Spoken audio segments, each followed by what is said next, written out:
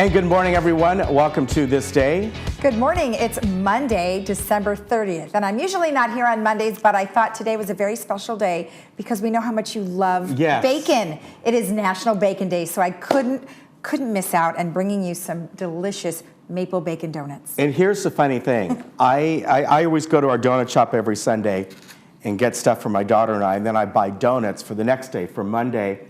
And I just happened to bring in a maple bacon donut from our donut shop. Too funny. And so I was reading his mind, and so I went to a very cute little donut shop right down the street here called Crazy Eddie's, and so they said they're going to make me some special maple bacon donuts, and so they did. They did. All right. So we'll tell you the history in a little bit. And I haven't eaten yet, so sorry. He's going to eat Okay. On our show today, we're going to bring you a segment from Harvard Eye. Also, Mark Monahan is here today with the El Toro Water District, going to look at the district and kind of sort of a recap 2019. And from the Video Club, Betsy Martin and Pat Bettendorf is her, and they're going to talk about their capture center, what they have over there and what they can do, and just several things going on with the Video Club. It's a really good resource. And we'll bring you a segment from RadNet. All right, well, we don't have any meetings today, and they are all scheduled until January 2nd. So, all right, well, everything is better with bacon. I think we say that all the time. Now, in the United States and Canada, bacon is made from the pork belly. Now, elsewhere in the world, the side and back cuts of pork are used. The meat is cured in either a salt brine or in a salt pack.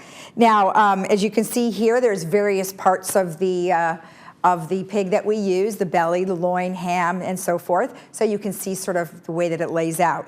Now, bacon is a very popular food in the USA. You can find many items also flavored or scented with bacon. Now, take a look at this. I have never seen bacon-scented dryer sheets. I'm not sure I'd want my clothes to smell like bacon. But on the far right corner there, Ken, we have bacon and bourbon. Yes. So yum, yum. But that is a candle that you melt, and it's going to smell so delicious. So bacon history dates back thousands of years to 1500 BC, in which the Chinese were curing pork bellies with salt, creating an early form of bacon, although pigs were domesticated in China in 4900 BC and were also being raised in Europe by 1500 BC. Speculation exists that the Romans and Greeks learned bacon production and curing through conquests in the Middle East. The Romans improved pig breeding and spread pork production throughout their empire. Now, Christopher Columbus brought 8 pigs to Cuba at the insistence of Queen Isabella. And in 1924, Oscar Mayer sells first pre-sliced packaged bacon meat. And then, as you can see in the next couple slides, we see bacon in cartoons. SpongeBob, The Simpsons. So who doesn't love bacon? I mean, hey, bacon, good for your soul. I'm sure we would all agree on that one. And so, as I mentioned, we have some delicious maple bacon donuts here that we're going to dive right into, although Ken's already started eating his. Yes. Because he just couldn't wait. Yes. Speaking of bacon products, I don't know if we still have it at home, but we did bacon-scented Band-Aids. Like I said, I don't know if we still have them, but I know we have them. And the list goes on. The list goes on. All right. Well, today it's going to be overcast most of the day. A slight chance of rain. The rain system is really, first, it's a really weakening system, but the majority of the scattered showers are actually north of LA, Ventura, Santa Barbara. If you're going up there, they're going to be getting a little bit of rain, but it could filter down here, little light sprinkles maybe here and there. So I would say for this area, you're looking at maybe a 20 to 30% chance at most of some showers. Now, I do want to tell you, though, this is a cold system, and it's going to be dropping 2 to 3 inches of snow up in the mountains of Big Bear, right with those areas. So if you're heading up there, they've already said this morning, more than likely you will need chains. Tomorrow, partly cloudy, and then we go forward. We got sunshine all the way from Wednesday, it looks like all the way through next Monday and Tuesday right now. And the temperatures go up just like a degree every day. So looking over the weekend, we'll probably be hitting maybe 70 degrees or so. So just absolutely beautiful weather for the start of 2020 and the days beyond that. So that's really good news. By the way, I looked, and at least I got to check it out once again, but I think for this year, my rain gauge, meaning 2019, something like 37 inches of rain for 2019. And for this December, we're up to about close to 5.5 to 6 inches of rain. So we certainly have done a lot. Now the season, the rainy season, I think, we'll ask Mark about this when he comes on. I think technically it goes from July 1st, it's into the next year, but we'll ask him about that. So here we are for the temperatures today. Not much difference. Cooler today than what we had yesterday for sure. Probably by about 5 or 6 degrees cooler. Look at Palm Springs, 57 degrees. It's cold out there, folks. But everywhere you go today, it's going to be cool to cold. As I said, a slight chance of very light scattered drizzle here and there for this area. I doubt that's going to change, but that's kind of what's in the forecast. And then tomorrow, cloudy in the morning, partly cloudy, then it's going to start to clear up for the rest of the week. All right, we'll be back in just a moment.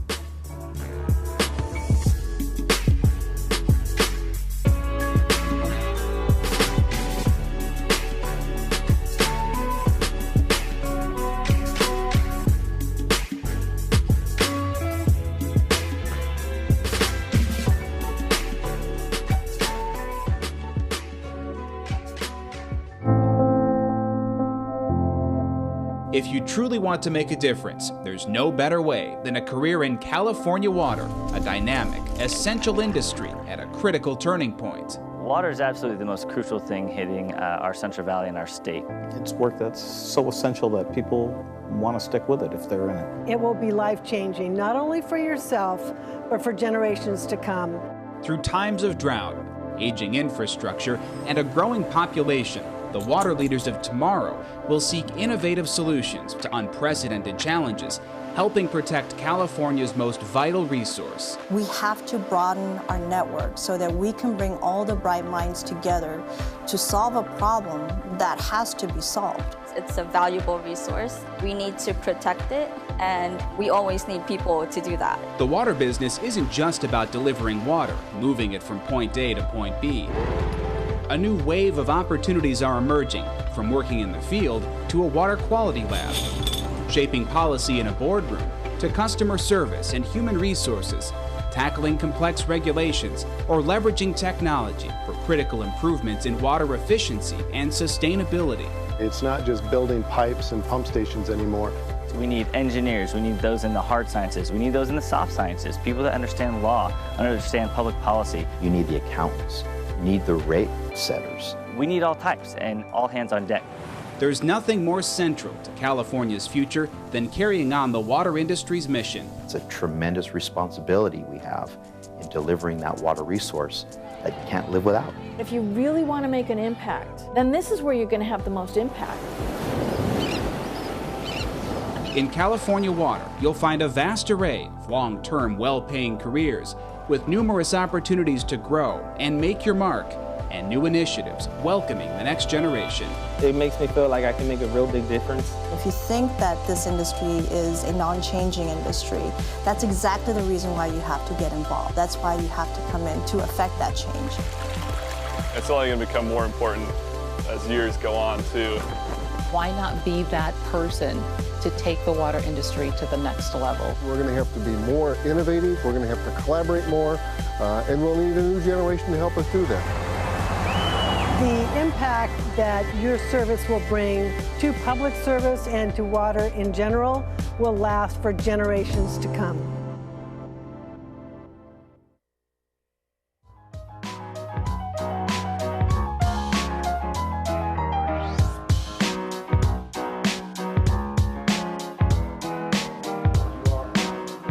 And welcome back. We have Mark here from the El Toro Water District.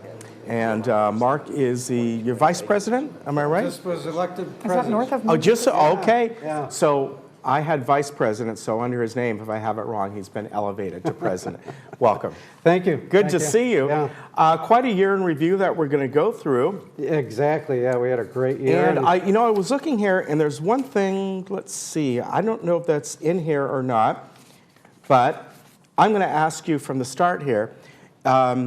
I know from our water district, where Santa Margarita, where I live, they sent out something a while ago that up, and I forget, I think it's up on Ortega Highway or off Ortega, there's a new reservoir being built. Or Right, I think right. it's supposed to open next year or something. They had sent like a little blurb about that, but that's for everyone, right? Well, that's more for their district. Okay. So, but all the districts are trying to work together to have joint projects. Okay. So stormwater is important, very big on topics. That's a little bit more expensive to store stormwater than buying water from Metropolitan. Okay. So, but it's good for the future. Yeah. So I don't know when that opens. I think it opens next year, but like I said, they sent me something on it. I know they've been working on it for a long time. Yeah, it looks quite large. So let's talk about this year, and the first one are the board appointments. And of course, you know, there's your photo there. Yeah, we have Kay Havens. She joined us in April. Great addition to the board. Yeah, she's been on our show. Exactly. Yeah. And then Jose Vergara was the president for 19. I'm the president going into 20.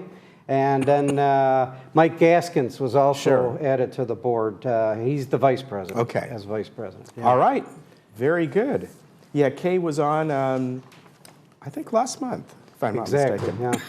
Pardon me. Now, you folks bring just a variety of different backgrounds, don't you? Yeah, we have finance. I'm in finance, and I was a firefighter. And then we have a lot of engineers, including myself, on the board. Horticulture, human resources, water quality, water management.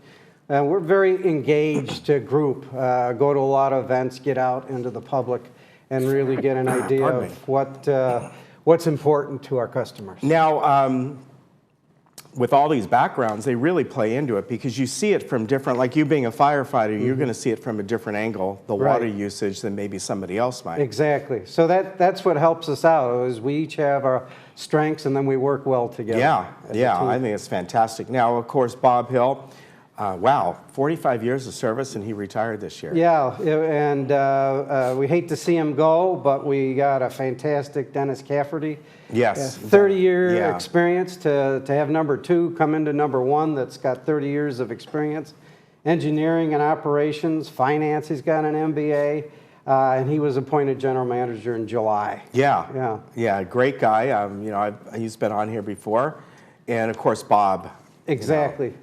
Everybody's heard of Bob, Yeah. and he's a really classy man and did a great job. The esprit de corps at the district is second to none. Yeah. We have a great group and a great culture, and Yes. everybody's got a good attitude. Well, good retirement for him, and nice to see Dennis at that level now. Exactly.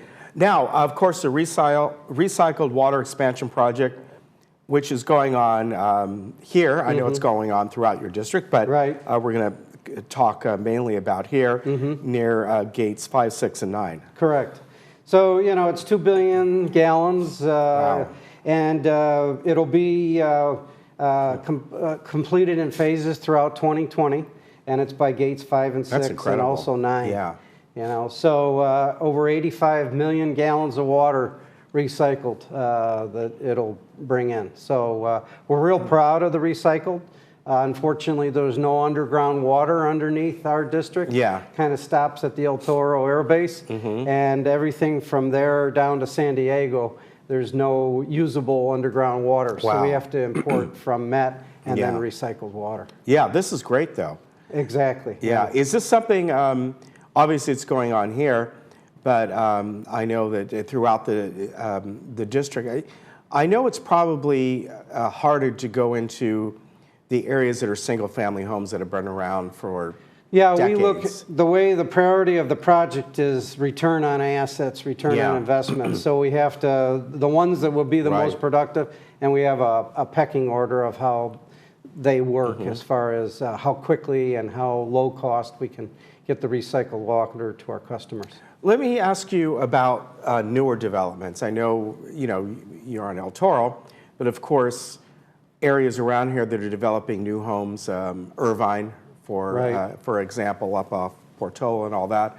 Do you know, are those new developments being built with recycled water systems put in? Yeah, Is they're that even state looking mandated? at putting 2 systems, a gray and a freshwater system in in condos and those type of things. They're a little bit more expensive, but they're very efficient as a building. Yeah. So we don't have a lot of new development in our district. The 4 Lagunas or 5 Lagunas Mall will be the newest addition. And then there's a lot of things going on over in Lake Forest. So those are the biggest areas closest to us. But new developments throughout should be, are looking more into this. The newest for us will be the Laguna Hills Mall and the residences that will be going in there over time. Yeah, and I just recently was listening to a podcast.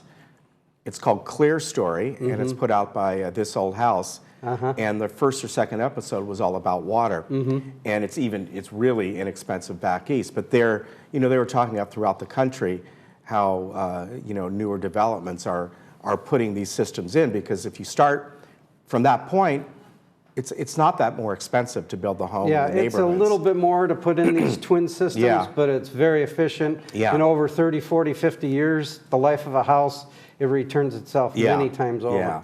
Now, you guys were listed as one of the top workplaces. Yeah, we're really proud of that. I always knew we had a great culture and great people, but this was voted on by the employees throughout Orange County, and we competed against many different groups, and it was done by Size Company. That is great. So we're real proud of being one of the top workplaces in Orange County. Yeah, that is fantastic. And that, again, everything starts at the top and works its way down. So we're real proud of our employees. Yeah, that is great news.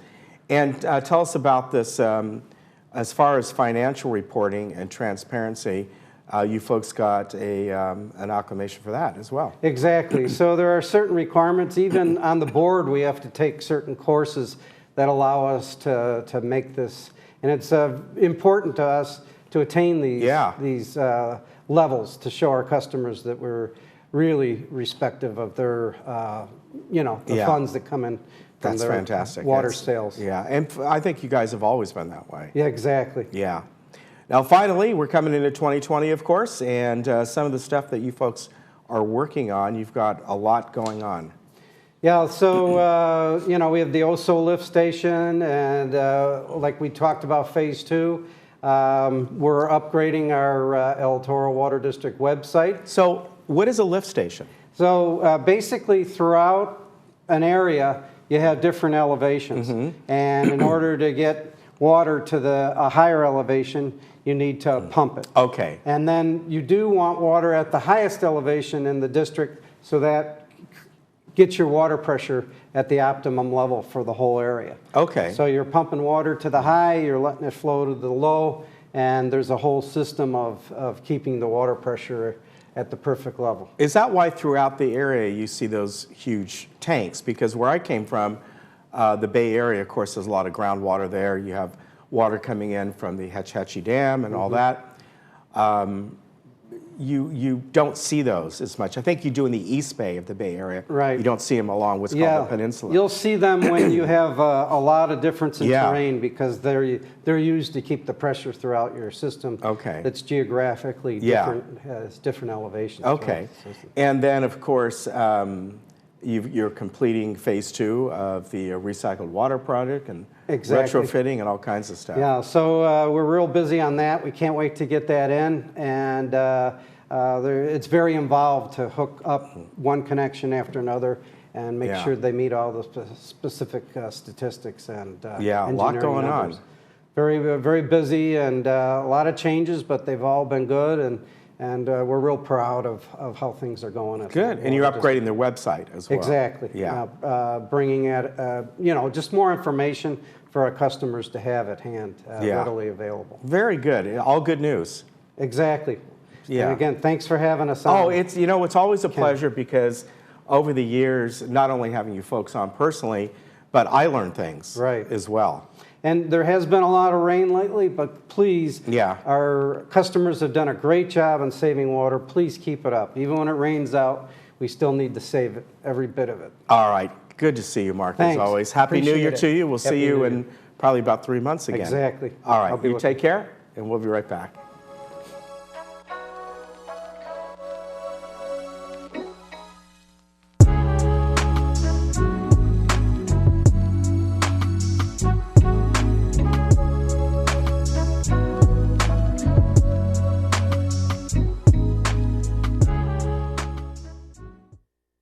Jacobson McCall have created Agent 55, a real estate firm focused on 55-plus communities. Agent 55 and the marketing technology allows us to deliver even more to buyers and sellers. Everyone respects Kelly's over 30 years experience as a top sales producer and trusted expert within 55-plus communities. Agent 55 has great knowledge of Laguna Woods. Agent 55 offers something powerful and unique. We guarantee it. Ask us how.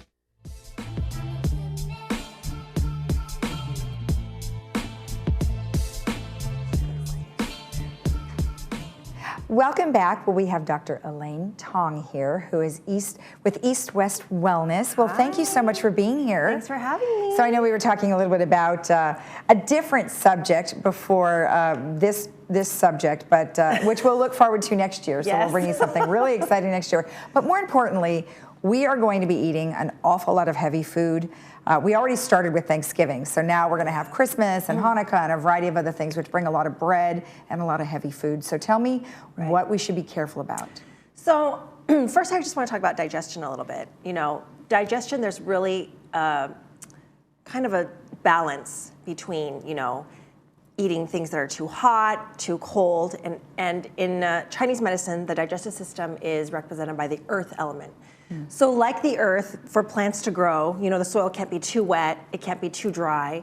You know, you have to have just the right amount of nutrients for the plants to grow. And same for when we eat, the food we eat, the digestive system needs to be strong, not too hot, not too cold, not too dry, not too wet, for us to utilize the food that we eat properly and absorb and, you know, make us strong. Okay.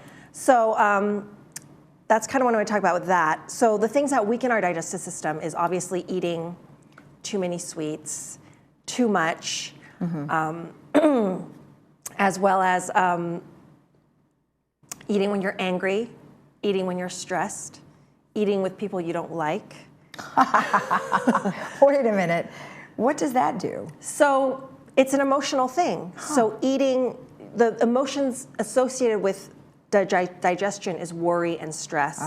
So when you're with someone that you don't care to be with, it already kind of makes you stressed out, gives you some anxiety, and so your digestion cannot properly absorb the nutrients that you're eating. Okay, and before, you know, skipping meals was a bad thing, but you know, the big thing right now is intermittent fasting for weight loss, which actually has been shown to be actually very beneficial because as a society we eat too much.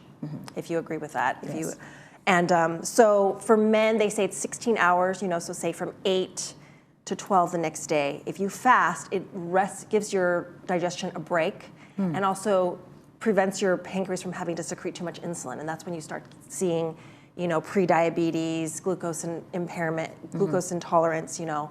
And as you get older, that is definitely an issue.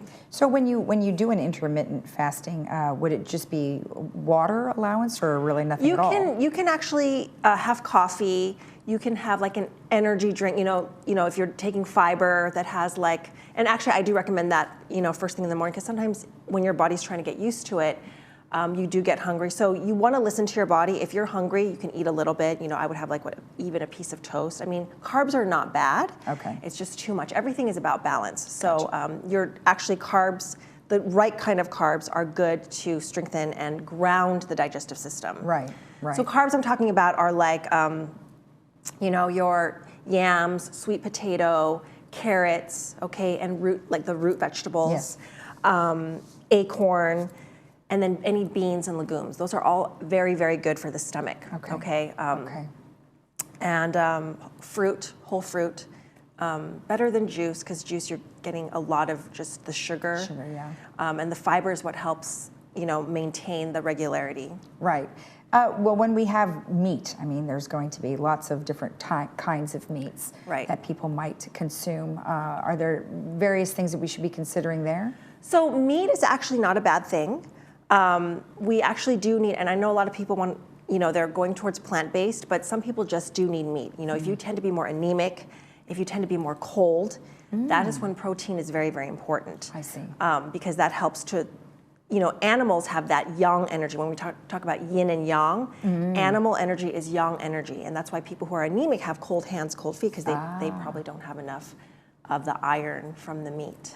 So that's interesting. So would you have to be anemic though, to not have that good circulation or be cold? Not necessarily. That's when that's when you're really kind of one step even further with the deficiency of the yang energy. Then you would start seeing anemia, which can most likely be from vitamin B12 deficiency or iron deficiency. So those are the two, yeah. Do you guys test for that? Like when somebody comes in, would you test for something like Absolutely. So we do the regular blood panel. Okay. We check for anemia.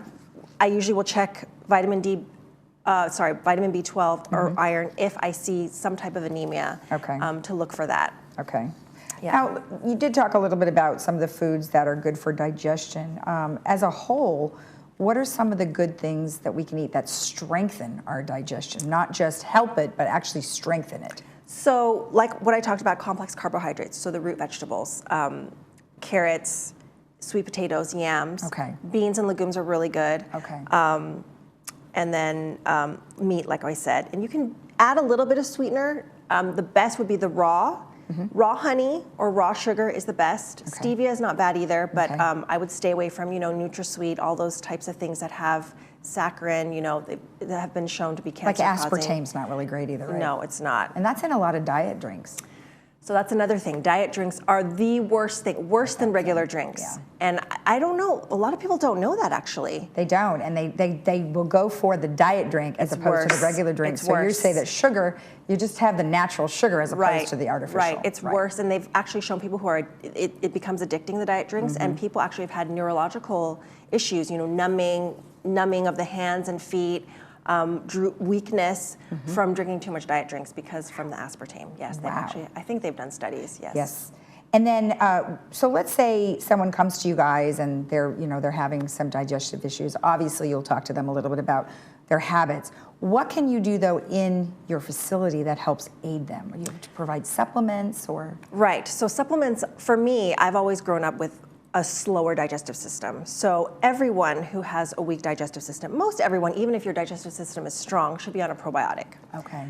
Everyone, the medicine was always about antibiotics. That was the big thing, with Louis Pasteur, antibiotics, that was the big thing. But actually, we've taken so much antibiotics that we've kind of really depleted the gut of the normal flora, which is so important, not only for digestion, but for immune health, for respiratory health, and gut health, obviously. Okay. So a good probiotic is really important, and there's so many out there now. Right. I try a lot on my own. There's some that need to be refrigerated, some that don't.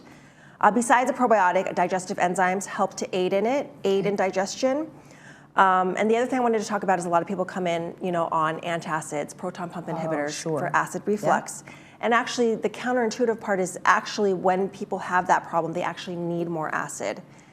So we have supplements that actually increase the acid in your stomach to help aid in digestion, because that acid reflux that you're getting is from food that's not digesting.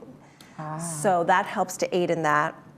And besides that, we also do our treatment, which my father, Dr. Tong, has come in to talk about.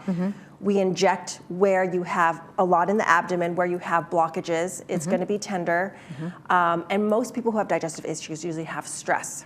And that stress is the number one issue, irritable bowel syndrome, alternating constipation, diarrhea. So we also have to treat the liver, which controls stress, depression, anger, all those things that happen when we're stressed in our life. Yeah. So in addition to the injections, I know you guys talk a lot about acupuncture as well. Yes. Is it in combination of the two, or do you just do one or the other? We do both. Okay. So the acupuncture is kind of, we do after the injections. The injections are more powerful, actually, but the acupuncture actually kind of helps seal the deal. It seals everything. It enhances. It reinforces what we do. Okay. We do a lot in the ear now, which is actually very powerful, even more than I feel like for the body, because it's very, very strong.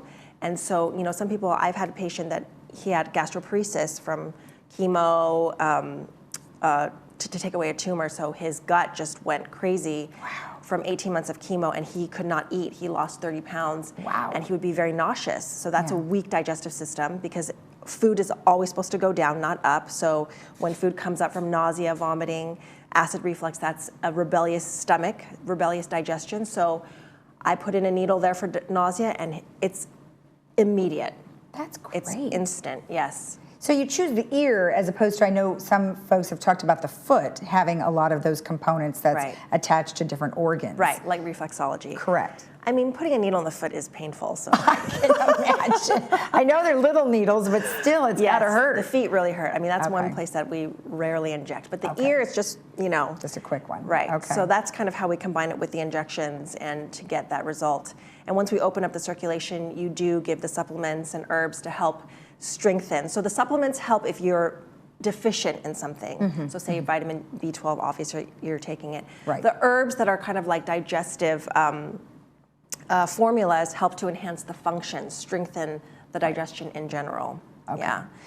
So, you know, someone who comes on an antacid for a long-term or proton pump inhibitor, we definitely do need to check for deficiencies because those medications will cause deficiencies such as vitamin B12, iron, calcium, vitamin D. So we always check those. Now, when it comes to what we're looking forward to for the next, couple weeks in terms of eating, would it be beneficial for somebody to come in and have treatments now? Absolutely. As opposed to after? Yes. Okay. Yes. It's always prevention is the best, Sure. and then you would actually be able to eat more. Not that I'm telling people to do that, but so then I would increase their digestive enzymes. Right. If you're eating especially a heavy meal, turkey dinner, and you have all the mashed potatoes, And we talked about potatoes and yams being good, but the way we prepare it is not always the best. We add a lot of, marshmallow sweetener. So that actually will weaken the digestive system when you put up those simple carbohydrates. Okay. Simple sugars. Yeah. Well, excellent. Well, the other thing is if they go beforehand, you can actually enjoy your food more. Right. Right, as opposed to feeling sick after eating it. Right. So you'll digest better, you'll absorb better, and you won't feel as stuffed. Yes. Exactly. Well, good. Well, thank you so much for the information. Thank you for having me. I appreciate it, and you have happy holiday. You too, thanks. And remember, you can eat those vegetables. Obviously, the way that you prepare them is key. But nonetheless, enjoy your holidays and go visit Dr. Elaine Tong so you can help enjoy your food better. We'll be right back.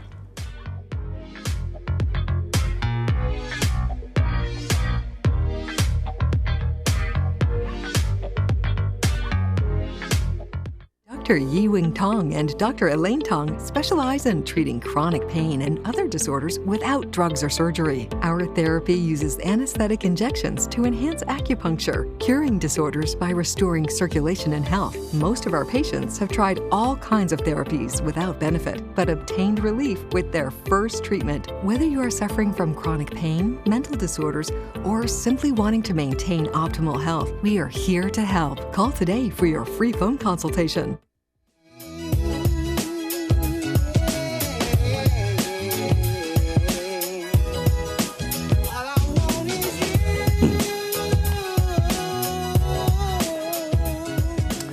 Well, I love to have the people on from our wonderful video club. I mean, if you don't know about it, it is a tremendous resource, not only for creativity, where you meet people, maybe learn how to make videos, but what we're going to talk about today, you got some old stuff you want to transfer to digital format. It is something that they can help with you, and it's fantastic. Pat Bettendorf is here today, along with Betsy Martin. Now, I want to introduce you because I don't know if you've been on before, or if I've met you. I know I've met you before. I'm a relatively new resident.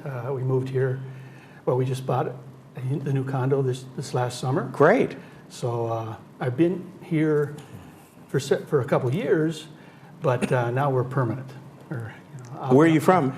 Well, we're in Glendale. Okay, mostly. Because I'm looking at your bio. You were with CBS for years. Yes, I did work in Hollywood. Television City? Or? No, well, I started out at Television City, but primarily I worked at Sunset and Gower. Okay. That was before they moved out to Studio City. Yeah. And because, as a matter of fact, they moved out the year after I retired. So Sunset and Gower. All right, yeah, I know right where that is, right near Paramount. Right, Yeah. right, and right near the Palladium, right across from there. Right? Yeah, and I think right around there, what's it called, Radcliffe? Or I know Desi Lou used to be right in that area. Yes. Yeah. Yeah, great to have you here. And your background, a videotape librarian, and okay, this is something that really goes back, and I want you to explain this. Sorry, Betsy. No, please. But I know what this is, but a lot of people probably don't.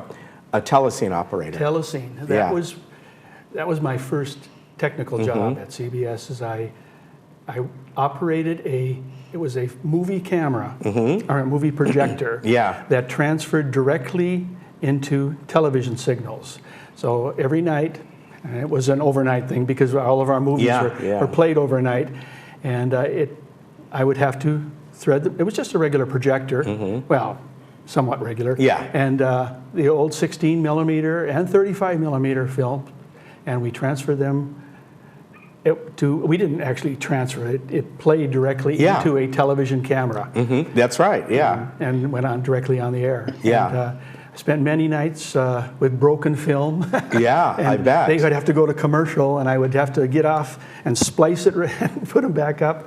It was quite an interesting job, I'll tell you. But I was all alone, except for the technical director in the control room. Yeah. That is fantastic. It's kind of like years and years ago. Many years on ago. On the news, they would say film at 11 because they really used film, and they had to transfer it very quickly, or they used that kind of system to broadcast it. Yeah, that was. Yeah, interesting. Those are old days. Yes. Those machines were pulled out probably 30, 35 years ago. Yeah. So. Wow. Now, Betsy, as I said, we're going to be mainly talking about the transfers that you folks do, and we're going to get into that in just a minute and show a little video. But first, just give us an overview of the video club if people don't know what you're all about. We are located between Clubhouse 2 and the pool. We have a video lab where we have all the equipment to transfer all kinds of old formats like this Super 8. That is a regular 8. The regular 8. But we do have Super 8 also, yes. Yes. And probably a lot of you have the VHS big old tapes that you can convert to digital. You could put it on a flash drive or a CD. And we teach classes. Yes, you do. And we're very excited about our new schedule of classes this spring. You can learn to edit the stuff you transfer or the stuff you already have. We have, I think, about 6 PCs, 3 Macs, where you can learn iMovie on one or Corel on the other. Also, iMovie. Is it called iMovie on the Mac? On the Mac. iMovie's on the Mac. We're very excited about the classes we offer, and we teach you how to do it. Yeah. We'll assist you to get started, and as long as it takes you to learn it, we'll teach you.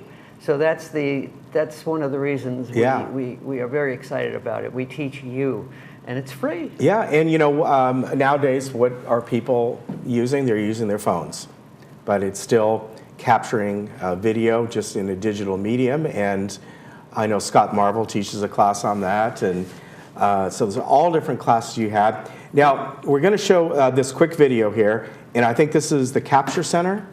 Am I right? Exactly. Okay, let's take a look at this, and then we'll be right back. This is the video club's capture area. We can take, the big VHS tapes and turn them into DVDs. Great for all your old stuff.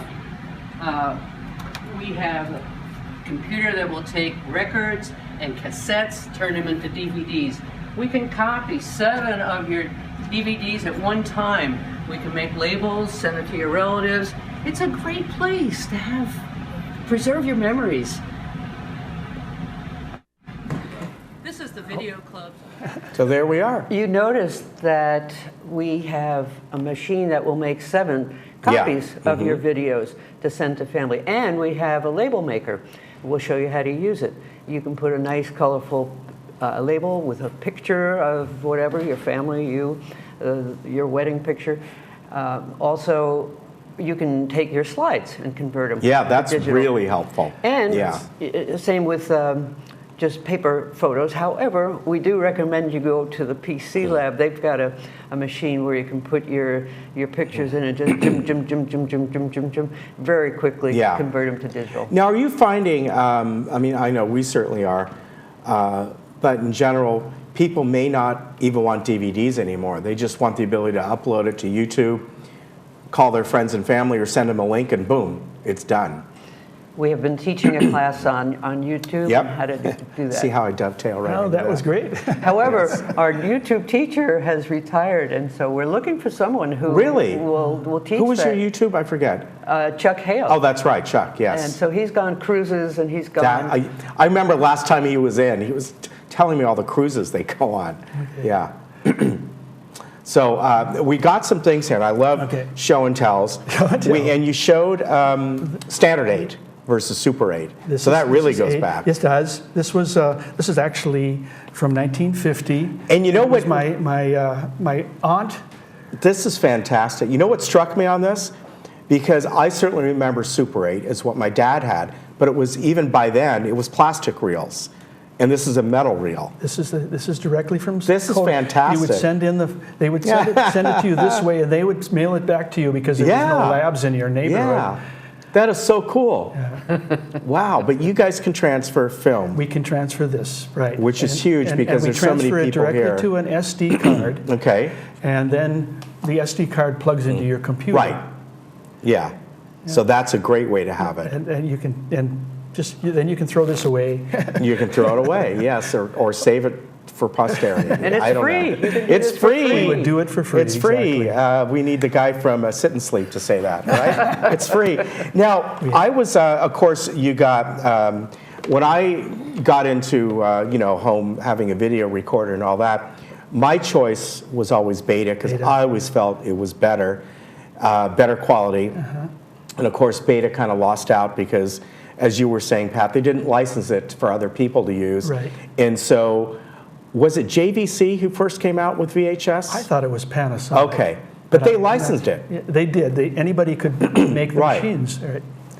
And there was a difference. But you folks do both Beta and... We do. This happens to be, I got a camera. This was my daughter's tea dance when she was 7 years old. Wow. Put it on here. And then I got a new recorder. You got DV here. This is a little DV Yeah, tape, a little DV cam. And we can transfer those also. That was something from my... We still somewhat use this because the city still is on this system. Well, we have the ability to transfer those onto the computer, and we can do audio tapes. Yeah. We have just regular audio cassettes, and from what I'm not certain if we have a reel-to-reel tape machine. No, we do not. We have the ability, but I don't know, because all we have to do is, I think Lucy says that she's going to bring in a reel-to-reel. Because years ago, that's what people used it. So they were high-end recordings. This is Video 8. If you folks don't know about this, this was sort of short-lived. Sony brought this out, I want to say in the mid-'80s. Could be, yes, mid-'80s. And I remember my Sony Beta system was just going out. It wasn't recording very well anymore, and I walked into, and I want to say it was Fedco, if you remember those markets. Oh, yes. That had a lot of video stuff. It was incredible how much they had there.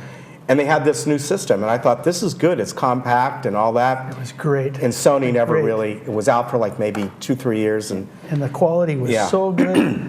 Sony just kind of let it go and got out of almost the home video market. And that's why there's so much more of the VHS. Yeah. Probably our most popular transfer machines, we have 3, is from the VHS to digital.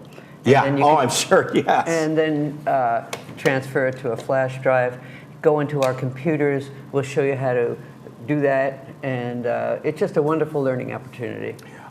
Quick question for you. Do you do the European system? Can you do PAL if somebody came from Europe and has these? Do you have the ability to do PAL?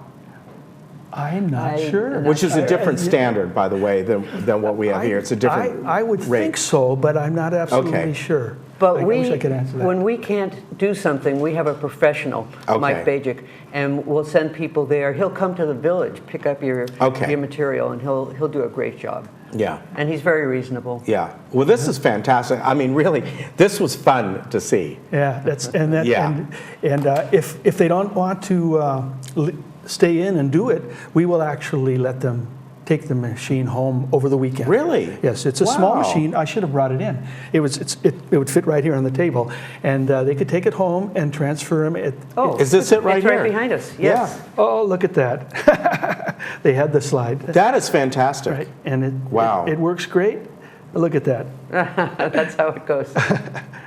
It does it by kind of like image by image like this? Right, it's one frame at a time, so it takes a while. Yeah. It's a lot longer than, it'll take you an hour and a half to do, I don't know, 30, a minute maybe? Yeah, okay. So it takes quite a while. That's good to know.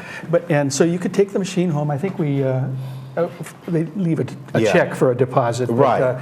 But it's fantastic. It's free. And well, folks, thank you for coming on. Thank you. I think it's fantastic. Appreciate Betsy, it. always good to see you. Nice to meet you, Pat. You too. And folks, the Appreciate it. Video Club, again, is located adjacent to Clubhouse 2 over by between that and the pool.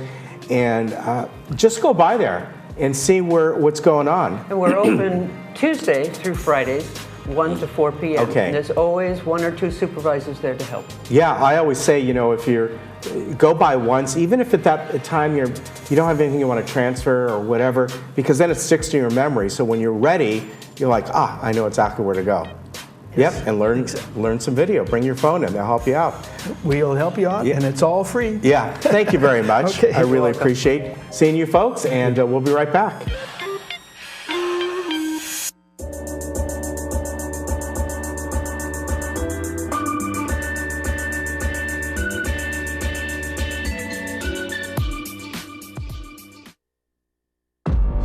This one is going to be a challenge for me. Everything's moving 100 miles an hour.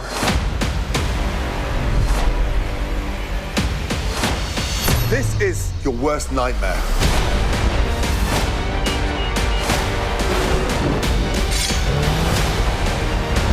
Get out! Please, bring your dish forward. MasterChef. Wednesdays are watch anytime on demand or Fox Now.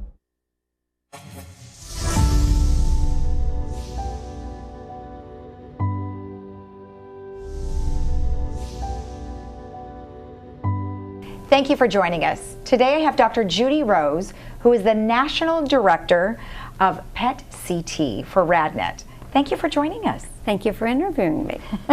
So tell me exactly what a PET CT scan is. Well, PET CT scan is a specific piece of equipment that's a marriage between a CT scan, which is an anatomic picture of a patient, and a metabolic picture, which is the PET portion. Those two are two different modalities that are put together in one scanner and show us both anatomy and function or physiology of the patient. And that means for a patient who we're looking for cancer, which is the major reason for doing a PET CT, we can see metabolism of the cancer. We can see how it's functioning, not just a change in size, but is it actually an active cancer or a non-active cancer? Okay. And then what can a patient expect when they're having a PET CT exam? Well, the patient will arrive at the center with a certain set of instructions. Because we're going to be injecting something that's a radioactive substance, but it's actually sugar. So we have to have you be without any food or water for at least 6 to 8 hours, because if you eat a candy bar, that sugar will interfere with the sugar that we give you and our ability to see the cancer.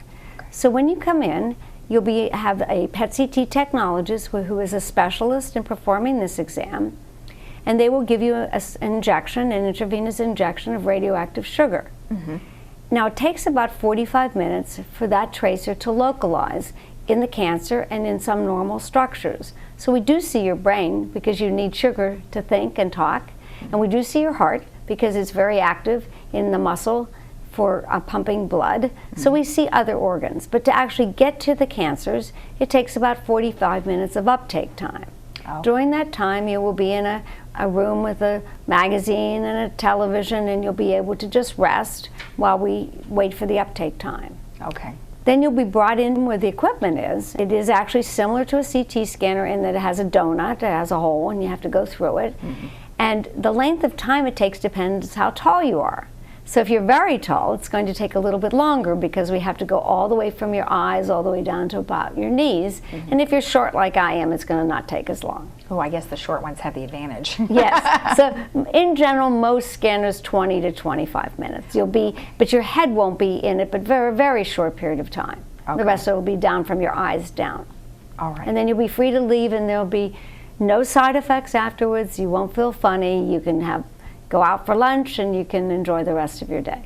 Now you said they had to be free of food and water for 6 to 8 hours. Is that just a fasting the night before? Yes. All right, perfect. And then what advantage is there to undergoing a PET CT scan other than what you've already mentioned? Well, traditionally and still, many oncology patients are studied with traditional CT scans, mostly of the neck, chest, abdomen, and pelvis. When you look at a CT scan, you're looking at only size and sometimes changes in the shape of a tumor, but that could be, once that tumor is treated, it may still be growing as it necroses, but it doesn't mean it's an active tumor. Or it could be a very small mass. CT interpretations are done by size, so you could have a very small lymph node or a place that the tumor can spread to that's below 5 or 8 millimeters, and it would be considered normal on a CT scan. But once you add in the radioactive sugar, we don't have that problem because we can see that the sugar is metabolizing in the site of the tumor. You can only do that if you have the test done as one entity. So it's much better for the doctors, because the referring doctors, because we can monitor your treatment. So if you have a PET CT study done at the time of diagnosis and you undergo treatment, whether that be surgery, radiation, or chemotherapy, we can tell if you're responding to the chemo, or if you respond, or whether the tumor was completely resected at the time of surgery. Because if there's metabolism or sugar left, there's still tumor that needs to be treated, or you may not be responding to the type of chemo that you're currently administered. Okay. And then in which clinical situation would a PET CT scan be administered? In almost all cancers, it is now approved and used for initial staging. That means at the time you present, to be sure. So if you come in and we see something on your chest x-ray or CT that has a mass, we don't know if it's just confined to the chest. So we will, about 40% of the time, we will upstage the patient. So they come in and they think it's local disease, but it is not local disease, which completely changes management.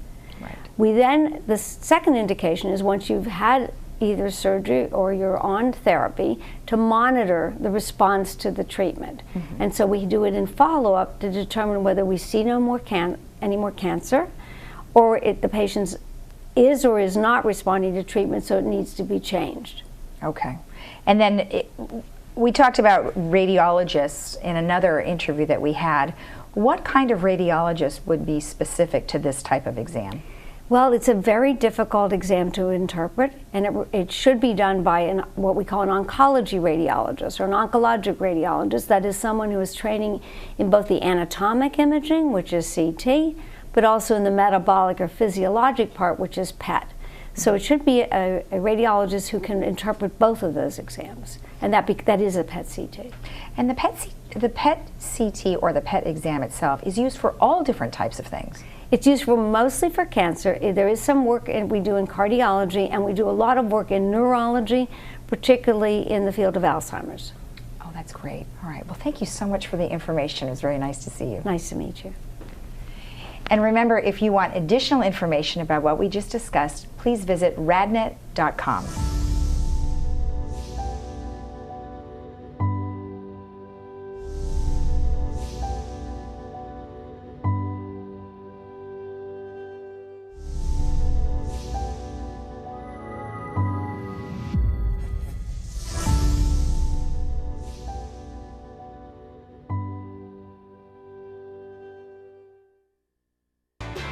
Hi, I'm John Bowser Bauman. You probably know me best as Bowser from Sha Na Na, but I'm also president of Social Security Works PAC. And you know, when I'm in Laguna Woods, I always watch Village television. Grease for peace.